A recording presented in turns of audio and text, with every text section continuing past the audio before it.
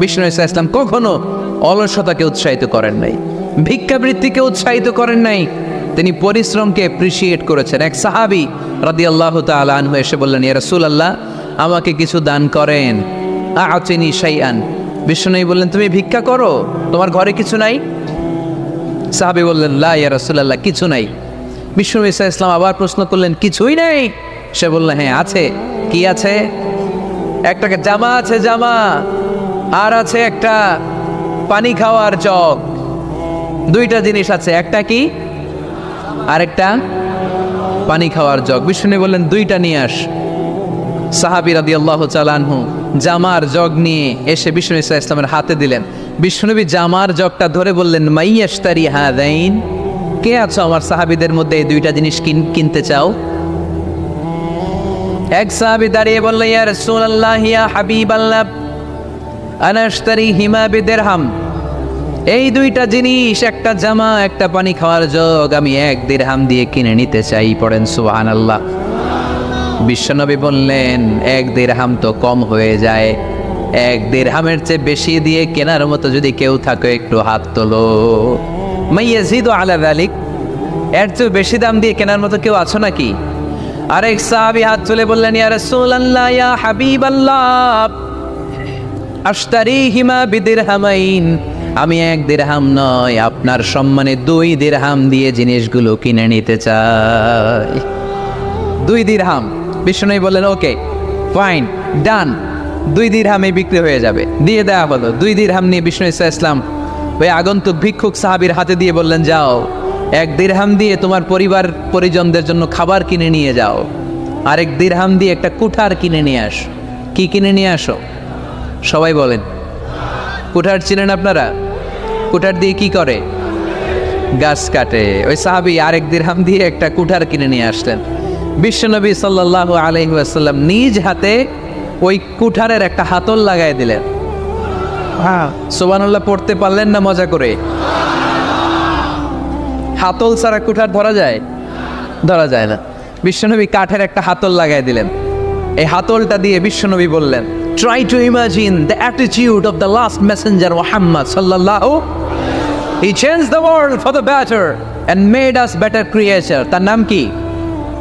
কি নাম? He was Muhammad sallallahu alayhi wa sallam. Muhammad, mercy upon mankind, teacher of all mankind, Abul Qasim, Ya Habibi, Ya Muhammad, Ya Shafi'i, Ya Muhammad, Khairu Khalqillahi Muhammad, Ya Mustafa, Ya Imam al-Mursalin, Ya Mustafa, Ya Shafi'al alamin. পড়েন সবাই। Ya Mustafa, Ya Imam al-Mursalin, Ya Mustafa, Ya Shafi'al alamin. He taught us to be just and kind, and to feed the poor and hungry, help the wafer and the orphan child, and to not be cruel and miserly. His speech was soft and gentle, like a mother stroking her child. His mercy and compassion were most radiant when his smile was Muhammad sallallahu alayhi wa sallam. Muhammad, mercy upon mankind, teacher of all mankind, Abul Qasim, Ya Habibi, Ya Muhammad, Ya Shafi'i, Ya Muhammad, Khairu Khalqillahi Muhammad. পড়েন সবাই। Ya Mustafa, Ya Imam al-Mursalin, Ya Mustafa, Ya Shafi'al alamin, Ya Mustafa, Ya Imam al-Mursalin, Ya Mustafa, Ya Shafi'al alamin, Muhammad. সুবহানাল্লাহ পড়েন। হি ওয়াজ মুহাম্মদ সাল্লাল্লাহু আলাইহি ওয়াসাল্লাম। বিশ্বনবী নিজ হাতে ওই সাহাবীর কুঠারের ভেতরে একটা হাতল লাগাইয়া দিলেন। ঘটনা মনে আছে নাকি নাশিদ শুনে ভুলে গেছেন? ঘটনা মনে আছে সবার?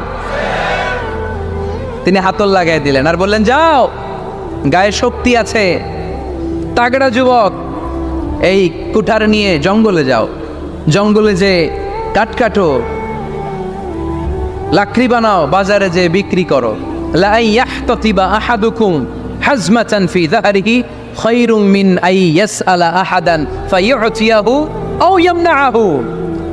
যাদের গায়ে জোর আছে, শক্তি আছে, পরিশ্রম করে লাকড়ির বোঝা পিঠে নিয়ে বাজারে বিক্রি করা অনেক ভালো কারো কাছে হাত পাতার চেয়ে। কারণ তুমি হাত পাতলে লোকজন তোমার দিতেও পারে, নাও দিতে পারে, কিন্তু পরিশ্রম কখনো বৃথা যায় না। What is the moral of the story? রাসূল সাল্লাল্লাহু আলাইহি ওয়াসাল্লামের এই প্রফেটিক স্টোরি থেকে আমাদের শিক্ষা কি? বিশ্বনবী বললেন, যাও, কাঠ কেটে নিয়ে আসো। লা উরিদু আন আরাকা 15 আইয়াম, সামনের 15 দিন আমি যেন আমার চোখ দিয়ে তোমার আমার আশেপাশে ঘুরঘুর করতে না দেখি। সাহাবী চলে গেলেন, কাঠ কাটতে আরম্ভ করলেন, বাজারে বিক্রি করতে আরম্ভ করলেন। 15 দিনের ব্যবধানে 10 দিরহাম নিয়ে বিশ্বনবীর দরবারে ওই সাহাবী হাজির হয়ে গেলেন। 10 দিরহাম নিয়ে হাজির হয়ে গেলেন। এসে বললেন, ইয়া রাসূলুল্লাহ, ইয়া হাবিবাল্লাহ, আমি আর দরিদ্র নাই, আমি আর ভিক্ষা করি না, আমি নিজের পায়ে দাঁড়িয়েছি, আমি স্বাবলম্বী হয়েছি, আমি অন্যান্য খেটে খাওয়া মানুষের মতো এখন উপার্জন করে আমার ফ্যামিলির চাহিদা মিটাই। পড়েন সুবহানাল্লাহ। What is the moral of the story? এই প্রফেটিক স্টোরি থেকে আমাদের জন্য শিক্ষা হচ্ছে, বিষ্ণু ঈসা ইসলাম চাইলেই ওই 2 দিরহাম দিয়ে বলতে পারতেন, যাও, এটা দিয়ে খাবার কিনে খাও। দুপুরবেলা খাইতো, রাত্রেবেলা আবার জাকাতের লাইন ধরতো। কথা কন? তার মানে বিষ্ণু ঈসা ইসলাম কাজের প্রতি উৎসাহিত করেছেন। 2 নম্বর লেসন বা শিক্ষা হচ্ছে, বিশ্বনবী সাল্লাল্লাহু আলাইহি ওয়াসাল্লাম পার্মানেন্ট সলিউশন করে দিয়েছেন, স্থায়ী সমাধান। ঠিক কিনা? আমরা প্রায় জাকাতের শাড়ি দেই, লুঙ্গি দেই, আছে না নাই? আলহামদুলিল্লাহ, আপনাদের গাজীপুরে বোধহয় এগুলো নাইটাই, এখানে নাই, আছে। যদি থেকে থাকে এই ট্র্যাডিশন আপনারা বন্ধ করবেন। জাকাতের শাড়ি বলতে কোনো শাড়ি নাই, জাকাতের লুঙ্গি বলতে কোনো লুঙ্গি নাই। কারণ জাকাতের শাড়ি আর জাকাতের লুঙ্গি যদি আপনি বিতরণ করেন আর সামান্য সয়াবিন তেল আর চাল ডাল যদি আপনি প্যাকেট করে দিয়ে দেন, তাহলে 1 মাস পরে আবার যে সে আরেক জায়গায় জাকাতের লাইনে দাঁড় হয়ে যাবে। চিল্লা এখন, ঠিক কিনা? এজন্য আপনাকে পার্মানেন্ট সলিউশনের ব্যবস্থা করতে হবে। আমি সব জায়গায় বলি যে প্রতিটি জেলার বিজনেস ম্যাগনেট যারা আছেন তারা সবাই মিলে একটা জাকাত ম্যানেজমেন্ট প্ল্যাটফর্ম গড়ে তুলুন। সেখান থেকে এমনভাবে জাকাত দিন যাতে মানুষ স্বাবলম্বী হতে পারে। স্বাবলম্বী বানানোর জন্য, দারিদ্র বিমোচনের জন্য জাকাত এসেছে, জাকাতের শাড়ি লুঙ্গি বিতরণের জন্য নয়। আর জাকাতের শাড়ি এত পাতলা, মশারি কি পাতলা, এর চেয়েও পাতলা। দেখছেন কখনো? এটারে একবার ধোয়ার পরে দ্বিতীয়বার পরা যায় না। একবার ধোয়ার পরে শাড়ির দিকে তাকাইলে শাড়ি আমনের দিকে বেশকি মেরা থাকবো। কথা বলেন, ঠিক কিনা? এইভাবে শাড়ি লুঙ্গি দেয়া যাবে? এভাবে তো শাড়ি লুঙ্গি বিতরণ করলে যারা লাইন ধরে জাকাত নিতে আসলো, এই আল্লাহর বান্দাদেরকে অপমান করা হয়। আর আল্লাহ বললেন, ওয়ালাকাদ কাররামনা বানি আদম, আমি পুরো বানি আদমকে সম্মানিত করেছি। ফেরেশতার সম্মান বেশি না মানুষের? বুঝে শুনে বললেন, কার?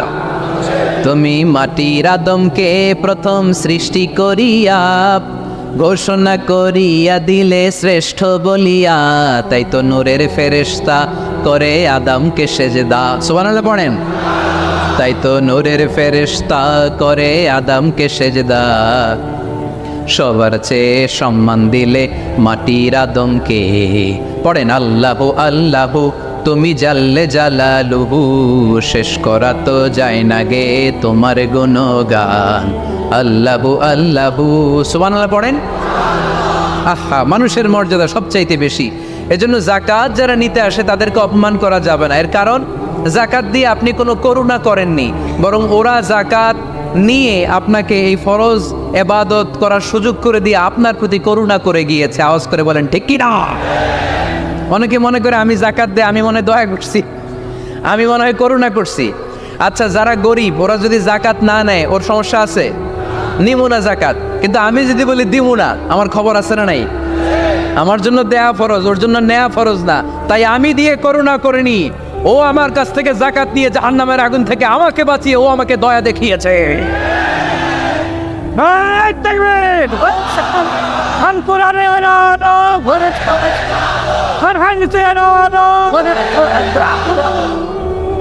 এজন্য যাকাত দারিদ্র বিমোচনের জন্য। কিভাবে যাকাত দিবেন? আপনি যাকাতের টাকা দিয়ে খেয়াল করবেন, একটু ক্রস চেক করে নিতে হবে, ডবল চেক করে নিতে হবে। যেই ফ্যামিলিতে যাকাত দিবেন কর্মক্ষম উপার্জনের মতো করতে পারে এরকম ছেলে আছে কিনা, থাকলে ওর একটা অটো রিক্সা কিনে দেন, সিএনজি কিনে দেন, ওই সিএনজি চালিয়ে ওর ফ্যামিলিটা দিব্যি চলে যাবে, ঠিক কিনা? ওর একটা অস্ট্রেলিয়ান গাভী কিনে দেন, ওই গাভীর দুধ বিক্রি করে ফ্যামিলিটা স্বাবলম্বী হয়ে যাবে, ঠিক কিনা?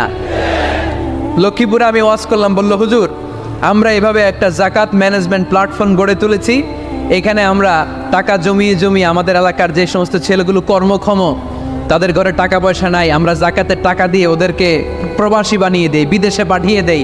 ওর কষ্ট অর্জিত সম্পদ দিয়ে ওর ফ্যামিলি এখন দেদারসে চলছে, কোনো যাকাতের লাইনে যে তারা নিজেদেরকে আর অপমান বোধ করছে না। এইভাবে যাকাত দিতে হবে। দিলটার একটু খোলেন, হাতটার একটু খোলেন, তাহলে হৃদয়টারে খুলে দিবে কে? দে যাকাত, দে যাকাত তোরা দে রে যাকাত, দে যাকাত, দে যাকাত তোরা দে রে যাকাত, তোর দিল খুলবে পরে আগে খোলো খাত, দে যাকাত, দে যাকাত তোরা দে রে যাকাত। পড়ে না আমিন?